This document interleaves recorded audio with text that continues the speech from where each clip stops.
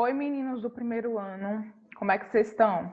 Bom, essa semana, em especial, eu vou fazer, como nós estamos em semana de prova, né? Vocês vão ter a prova de vocês disponível até o domingo. Então, essa semana, eu vou dar umas dicas que eu considero extremamente importantes para que vocês consigam desenvolver bem a prova de vocês, certo? Como eu já tinha falado anteriormente, terão 7 questões. Algumas são de marcar mais de uma alternativa, outras marcam apenas uma, vocês vão perceber no decorrer da prova. Então, eu vou fazer uma relação importante sobre como que vocês devem observar cada uma das questões, certo? Bom, os conteúdos, como eu já falei para vocês anteriormente, os conteúdos que vão cair na prova são justamente compreensão de texto, regular and irregular verbs, verb to be, present e past, e o plural dos substantivos. Tá? É isso que nós vamos ver nessa prova, certo? Lembrando que esse conteúdo tem videoaulas no canal do YouTube da escola, certo? E também tem aqueles materiais que eu coloquei lá na própria plataforma. Eu coloquei atividade e coloquei material em PDF com esses conteúdos, tanto dos regular and irregular verbs, quanto do verbo to be e do plural dos substantivos. Nós temos PDFs lá na apostila sobre esses conteúdos. Então, qualquer coisa, vão lá na apostila não, desculpa, na plataforma. Vão lá na plataforma, cliquem nesses documentos e vocês vão conseguir visualizar um conteúdo que foi o que eu postei para vocês na época que eu passei esses assuntos. E também, na semana passada, ficou disponível no canal, no YouTube também, um vídeo de revisão para avaliação. Esse vídeo aqui é mais uma revisão, só que mais com dicas mais importantes. E o vídeo de revisão foi um vídeo longo que ficou disponível lá no YouTube na semana passada, então eu preciso que vocês, para estudar, vocês possam voltar para o vídeo de revisão, voltar para os PDFs de lá da plataforma, e também esse vídeo aqui vai ajudar vocês, certo? Então esses são os conteúdos que vão cair lá na prova. Vocês sabem que eu sempre cobro de vocês questões de interpretação de texto, então dessa vez também não vai ser diferente, vai ter questão de interpretação de texto. Então vamos para as dicas que eu considero importantes, certo? Bom, sobre os verbos regulares. Primeiro de tudo, vocês não podem esquecer das regrinhas, das regrinhas para passar um verbo regular para o passado, né? Nós vimos umas regras quando eu passei o conteúdo para vocês, e eu vou relembrar aqui essas regras para vocês focarem nelas, tá? Não pode esquecer que a regra geral é acrescentar ED no final dos verbos, certo? Só que alguns verbos eles já terminam em E, como vocês estão vendo aqui na segunda regra. Alguns verbos eles já terminam em E, então eu só acrescento o D. Verbos monossilábicos terminados em CVC, CVC aqui é consoante e vogal consoante, tá? Dobra a última consoante e acrescenta ED. Eu não trouxe os exemplos, mas vocês podem lembrar de exemplos. Por exemplo, para essa regra geral de acrescentar ED, nós podemos usar o verbo travel, por exemplo. O verbo travel, ele obedece à regra geral, que é só acrescentar ED, certo? Agora, verbos que já terminam em E, eu só acrescento D, como, por exemplo, o verbo dance. O verbo dance já termina em E. Então, eu só acrescento o D para ir para o passado, certo? Os verbos monossilábicos que terminam em consoante e vogal consoante e eu dobro a última consoante, pode ser, por exemplo, o verbo shop, que é comprar, o verbo stop, que é parar, eles terminam em consoante e vogal consoante e são monossilábicos. Então, eu dobro a última letra para acrescentar o ED, certo? E essa última regra aqui, verbos terminados em Y precedido de consoante, eu excluo o Y e acrescento IED, tá? Então, aqui nós poderíamos usar o verbo cry, por exemplo, que é o verbo que eu uso muito como exemplo dessa regra. O verbo cry, ele termina em Y e antes do Y vem uma consoante, que é o R. Então, eu excluo o Y para acrescentar IED, certo? Essas são regras básicas para fazer o passado dos verbos regulares, certo? Já no caso dos verbos irregulares, são aqueles que fogem dessa regra do ED e a gente vai ver mais na frente. Uma coisa que vocês também é importante vocês prestarem atenção na prova é justamente quais são os verbos regulares e verbos irregulares. No conteúdo que eu passei para vocês, eu dei exemplos de verbos regulares e irregulares. Vocês têm que conseguir memorizar esses verbos para não confundirem os regulares com irregulares. Pode ser que eu peça lá para vocês distinguirem os verbos regulares dos irregulares, tá? Então, vamos lá. Os verbos irregulares, como eu falei para vocês, são aqueles verbos que vão fugir dessa regra do ED. Eles obedecem obrigatoriamente a uma tabela dos verbos irregulares que nós podemos encontrar em diversos locais, internet, livros didáticos. E o que é que vocês precisam focar em relação aos verbos regulares, irregulares, no caso? A classificação deles. Os verbos que nós trabalhamos, lembram que eu tinha comentado que eu só iria cobrar os verbos que a gente poderia trabalhar nas apostilas, no material impresso, nas atividades. Os verbos que eu vou cobrar são os que eu mostrei para vocês nas atividades, no material em PDF que eu coloquei lá na plataforma. Então, vocês têm que focar nesses verbos. E como que eles são classificados? São uniformes, biformes ou triformes? Nós aprendemos que os uniformes são aqueles que vão ter uma única forma para as 3 partes da tabela. Forma básica, passado simples e passado particípio. Os biformes vão ter 2 formas diferentes para essas 3 partes e os triformes vão ter 3 formas diferentes para essas 3 partes. Então, vocês têm que focar nas classificações dos verbos irregulares, tá? Que eu posso perguntar quais são os verbos irregulares que são biformes, uniformes ou triformes. É uma possível questão de prova, certo? Então, vocês, por favor, foquem nas classificações dos verbos irregulares também, certo? Então, com relação aos verbos regulares, vocês foquem naquelas regras de formação do passado. Nos verbos irregulares, vocês focam na classificação de uniforme, biforme ou triforme. Já no verbo to be, no presente, vocês têm que focar tanto o presente quanto o passado. Vocês têm que focar nas formas, afirmativa, negativa e interrogativa. Na estrutura dessas frases com o verbo to be, certo? Então, esse conteúdo é para focar na estrutura. O que é que vocês vão fazer? Vocês não podem esquecer das estruturas do verbo to be. Para I, eu sempre vou usar am, como eu trouxe aqui no exemplo. Para you, eu sempre vou usar are. Para he, she, it, eu sempre vou usar is. E para you, he, ou they, eu vou usar are. Então, aqui eu trouxe possíveis exemplos para vocês perceberem estruturalmente como é que eu faço a forma afirmativa. Eu vou ter o sujeito, tá vendo? Todas as frases começam com sujeito. Eu vou ter o sujeito, o verbo to be no presente, que nesse caso é am, is ou are, dependendo do sujeito, como vocês estão vendo aqui, os verbos eles vão obedecer aos sujeitos especificamente, e nós temos o complemento da frase, certo? Aqui é a forma afirmativa, vocês têm que prestar atenção na estrutura da frase com o verbo to be na forma afirmativa. Na forma negativa, a mesma coisa, prestem atenção na estrutura. Como é que eu faço a estrutura da forma negativa do presente sim, ou do verbo no presente?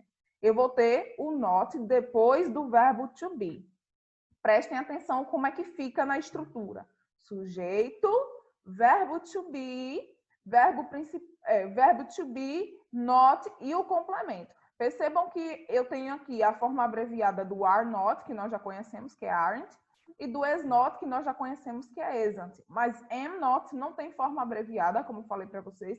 Então, percebam, para fazer a afirmativa, sujeito, verbo to be, complemento. Para fazer a negativa, sujeito, verbo to be, not e complemento.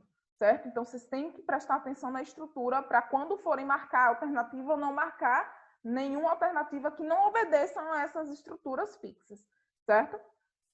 E como é que faz a interrogativa do verbo to be no presente? Eu vou pegar o verbo to be e vou colocar antes do sujeito. Então, vocês têm que observar onde fica o verbo to be numa sentença interrogativa. Olhem a estrutura. Eu inverti os sujeitos e o verbo to be. Estão vendo? Eu inverti os sujeitos e os verbos to be. Então, para não perder nenhuma questão em relação ao verbo to be no presente, foquem na estrutura desses verbos, na forma afirmativa, negativa e interrogativa. E é importante também prestar atenção qual é o verbo to be que vocês vão usar para cada um dos sujeitos. Porque se confundir o verbo to be, a questão está errada. Certo? Já o verbo to be no passado também tem formas diferentes. Só que em vez de am, is e are, vão ser só o was e o were. O que é que vocês vão ter que observar? Quando que eu uso o was e quando que eu uso o were. Foquem nisso também, porque vocês podem perder uma questão por errar o verbo to be que vai usar naquela frase, certo? Então, podem perceber que tanto para o verbo to be no presente quanto no passado, eles vão obedecer a mesma sequência de estrutura. No presente, nós temos sujeito, verbo to be, complemento, na forma afirmativa. No passado também. Sujeito, verbo to be e o complemento, como vocês estão vendo aqui nas frases. Os sujeitos, os seus verbos to be adequados para cada sujeito, certo? Eu não posso usar o were para I, por exemplo, e não posso usar o was para you, certo? É como está aqui. Para cada um desses sujeitos, eu só posso usar esses verbos to be. Se eu trocar os verbos to be, está errado. Então, estruturalmente, na forma afirmativa, eu tenho o sujeito, o verbo to be no passado e o complemento, certo? Para fazer a negativa, a mesma coisa do presente. Sujeito, verbo to be no passado, not e o complemento. Só que aqui, assim como no presente, nós também temos a forma abreviada. Em vez de colocar o was not, eu posso colocar o wasn't, que foi o que eu coloquei aqui para vocês. Em vez de colocar o were not, eu posso colocar o weren't, que foi o que eu coloquei aqui para vocês, tá? E na forma interrogativa, a mesma coisa do verbo to be no presente. Eu vou ter o verbo to be na frente do sujeito, certo? Então, onde eu tenho o was, eu vou começar com o was. Primeiro vem o was para depois vir o sujeito, ou então primeiro vem o were para depois vir o sujeito. Percebam que o que vocês não podem esquecer é como que eu vou formar estruturalmente cada uma das formas. Afirmativa, negativa e interrogativa. Uma palavra fora de ordem perde a questão. Então, por favor, pensem na estrutura do verbo to be no presente e no passado, nas formas afirmativa, negativa e interrogativa. E não errem o sujeito o verbo to be para aquele sujeito. Para cada sujeito tem o verbo to be específico. Se vocês inverterem o verbo to be em relação aos sujeitos, colocar o verbo to be errado, está errado, certo? Então, se preocupem em pensar nas estruturas e qual verbo to be eu uso para cada um dos sujeitos. Tanto no presente quanto no passado, as formas afirmativa, negativa e interrogativa obedecem à mesma ordem lógica, certo? Então, foquem nas estruturas, beleza? E, por último, o plural dos substantivos. O que é que vocês precisam focar em relação a esse conteúdo? Vocês têm que lembrar das regras, porque vocês vão precisar identificar qual que é o plural daqueles substantivos, certo? Por exemplo, eu posso colocar lá alguns substantivos no singular e colocar marque a alternativa que corresponde ao plural desses substantivos aí listados. Aí vocês vão ter que saber como se faz o plural daqueles substantivos. E como é que vocês vão saber? Relembrando as regrinhas do plural de substantivos. Aí o que é que eu trouxe aqui? Eu trouxe para vocês esses exemplos justamente porque cada um deles relembra uma regra do plural de substantivos. Então vamos relembrar. Esse primeiro substantivo aqui, book, ele relembra a regra geral que é acrescentar S. A regra geral do plural de substantivos é acrescentar S, certo? Então, books, acrescentei S. Pronto, já coloquei o substantivo no plural. Tem outra regra que diz, substantivos terminados em S, SS, SH, CH, X, Z e O, eu acrescento ES. É o caso desse segundo substantivo aqui, que é o substantivo bus. O substantivo bus, ele obedece a essa segunda regra. Ele termina em S, eu acrescento ES. Mas não é só com S, tá? S, SS, SS, CH, S, SS, SH, CH, X, Z e O. Eu acrescento ES. Certo?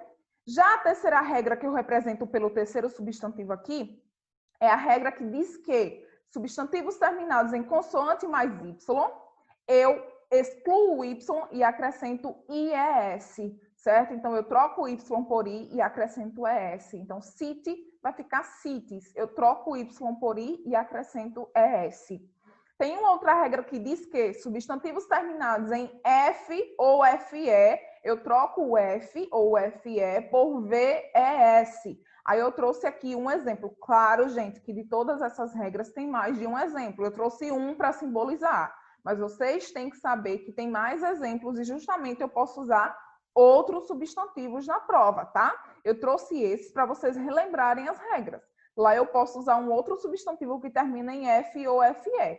Mas se você olhar para o substantivo e ver que termina em F ou FE, vocês vão lembrar que tem que trocar o F ou FE por VES. Se vocês verem lá um outro substantivo que termina em consoante mais Y, vocês vão lembrar que consoante mais Y tem que excluir o Y para acrescentar IES, certo? Então, vocês têm que ver, beleza? Shelf vai ficar shelves. Terminou em F ou FE, eu troco o F ou FE por VES, certo? No caso de man, aqui, no caso de man, ele também obedece a uma regra específica. Substantivos que terminam em man, ou woman, ou mailman, esses substantivos que terminam em man com a, para ir para o plural, eu coloco e no lugar de a. Foi o que aconteceu aqui com man. Man é homem e man com e, homens. Tá? Então, para fazer o plural de um substantivo terminando em M-A-N, eu troco a por e. Tem outros exemplos também, mas eu trouxe apenas um para relembrar as regras. Tem alguns substantivos que eles têm a mesma forma tanto para o plural quanto para o singular. É o caso de fruit. Fruit vai ser usado dessa forma, tanto para o plural quanto para o singular, certo? Mas nós temos outros substantivos também, vocês não podem confundir isso, tá? Porque eu posso cobrar na prova um outro substantivo que tem a mesma forma de plural e singular e vocês podem pensar que leva S no final. Então, prestem atenção com isso também, tem que estudar as regrinhas lá que eu coloquei no conteúdo, que eu coloquei lá na plataforma. E child representa o grupo dos substantivos irregulares, que são aqueles que fogem dessa regra de acrescentar S, ES, nananã. Eles têm uma forma totalmente diferente para ir para o plural. Eu trouxe um exemplo só, mas nós temos outros, tá? Eu trouxe child, que o plural é children, mas nós temos, por exemplo, mouse, que o plural é mice. Então, vocês vão ter que ver que tem outros exemplos lá. Lembrem que é necessário voltar para os materiais que eu coloquei na plataforma, porque eu coloquei conteúdo tanto desse conteúdo quanto dos verbos regulares e irregulares, do verbo to be no presente e no passado. Então, vocês têm que rever essas regras, rever os vídeos para estudarem principalmente o que eu indiquei aqui para vocês, tá? Em relação aos verbos regulares, focar nas regrinhas para passar para o passado. Em relação aos verbos irregulares, focar na classificação, uniforme, biforme e triforme, e estudar essas formas, né? Porque eu disse que eu ia cobrar os verbos que eu coloquei lá na revisão ou na apostila, então vocês têm que saber essa forma desses verbos, tanto para a forma básica, passado simples e passado participo. No caso do verbo to be no presente e no passado, tem que focar nas formas, nas estruturas das formas afirmativa, negativa e interrogativa, certo? E no caso do plural dos substantivos, relembrar essas regras que são representadas por esses exemplos que eu mostrei aqui para vocês agora, certo? Bom, pessoal, as regras básicas são essas, beleza? Eu espero que vocês se saiam muito bem, a prova está tranquila. Lembrando que a parte de interpretação de texto, vocês vão ter que pensar justamente naqueles vídeos que eu já coloquei lá para vocês, que tem no canal da escola, os vídeos que eu postei de interpretação de texto, dicas de interpretação de texto. Então, vocês têm meios para estudar, só precisam se dedicar a essa prova que vocês vão tirar de letra, certo? Saibam que eu torço muito para notas boas, certo? Bom, por essa semana é só. Eu espero que vocês estejam saindo muito bem nas provas que vocês estão fazendo. Beijos e tchau, meninos!